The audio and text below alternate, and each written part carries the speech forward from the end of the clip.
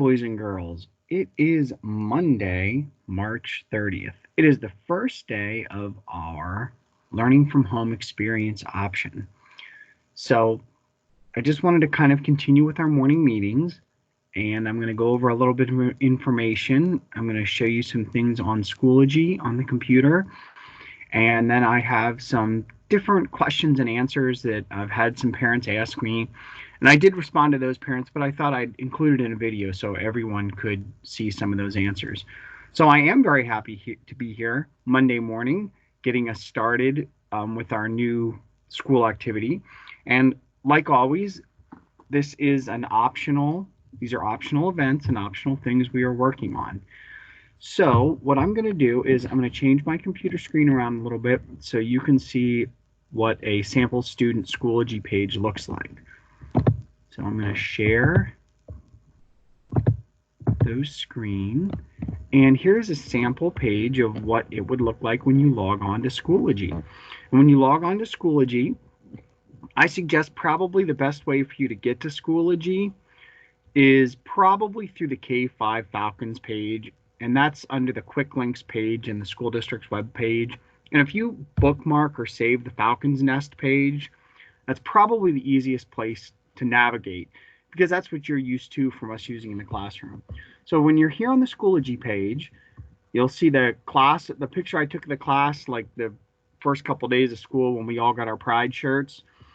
And this little tab here, this is under courses. That's going to be the easiest way to find it. Click on the homeroom. Under courses, you'll see the week at a glance. And when you click on that, here you have just a suggested outline of what your week could be. Monday through Friday, ELA is reading. So this is suggested. Like if you log on Monday, this is what you could do Monday, Tuesday, Wednesday, Thursday. Friday's kind of like a catch-up day. Please do not feel like you have to do these things in order. I know on the superintendent's website page that he's linked with you, he kind of says everything starts at 8 o'clock. Well, I completely understand. Dr. Bosman understands that may not work for you. You may only be able to, log on later in the day and be able to get on. So, whatever works for you, it's completely flexible. And of course, as I said before, it is optional.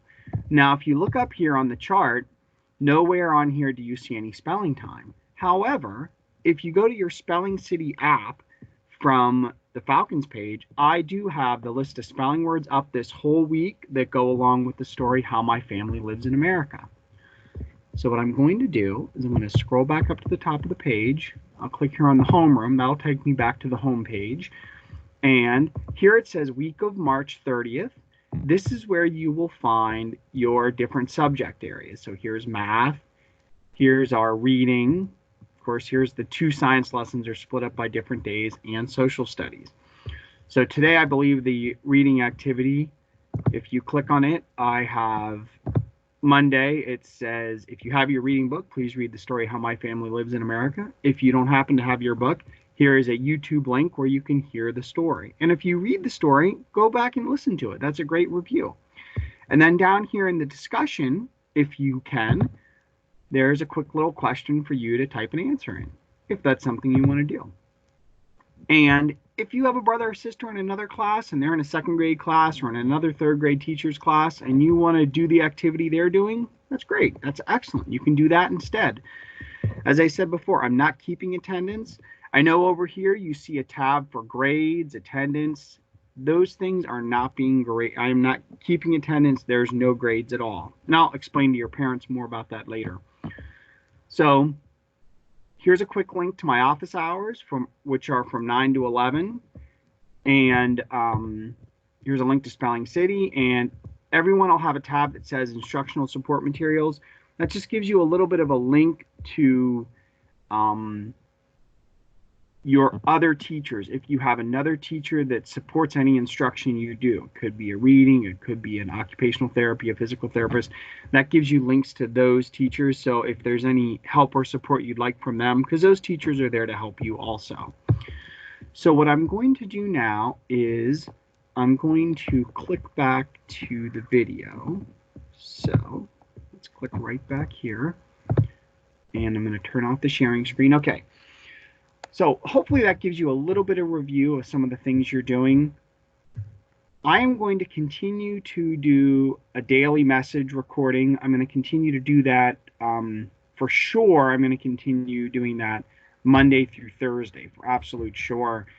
I know I did messages this weekend, but I think I'm going to cease doing that. I am going to continue to read a book. When I'm done with the book I'm currently reading, I have some Shel Silverstein poems I'd like to read. There's some kind of funny ones. I thought boys and girls might enjoy some of those.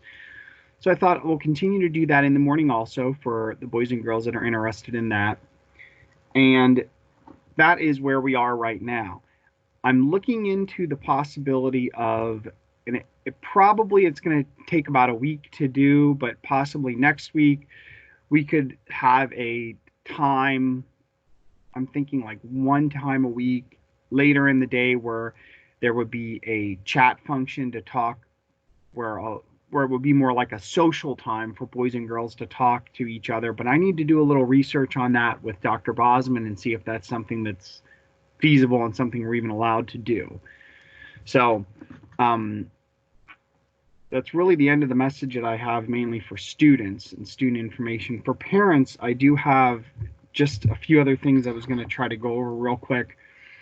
The first thing is, you've heard me repeat over and over, this is optional. There's no grades, there's no attendance. That is because school is not in session. That's why I repeat that. So nothing that we're doing is mandated. I don't want anyone to, feel that way. That was something very clear the administration wanted us to discuss with parents.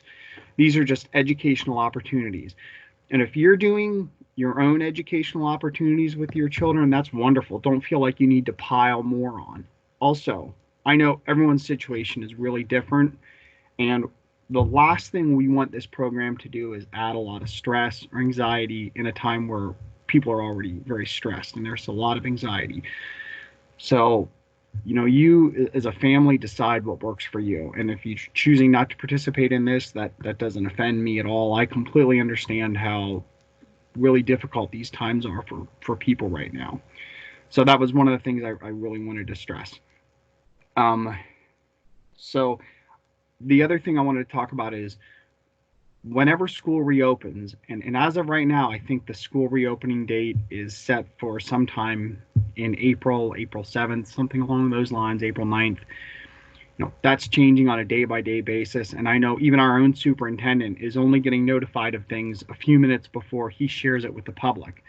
But whenever we return to school, whenever it is, every material is going to be reviewed, and we aren't expecting any students to be mastering any of this material that we're talking about. And for the most part, 99% of everything that we are doing online is review of material we've already done. So even in reading, while the students are reading a new story this week, How My Family Lives in America, the skills that may be reviewed, maybe it's a main idea or asking and answering questions, those are even skills that we've already discussed before in class. So this is meant to just continue to review skills. And in math, we're really trying to focus on like essential skills. That's why we're talking about adding and subtracting, telling time, being able to use money, being able to do measurement, just those really, really core life skills. Another question I had was, a parent said they weren't able to pick up their computer this last Thursday or Friday. They're still interested in a computer.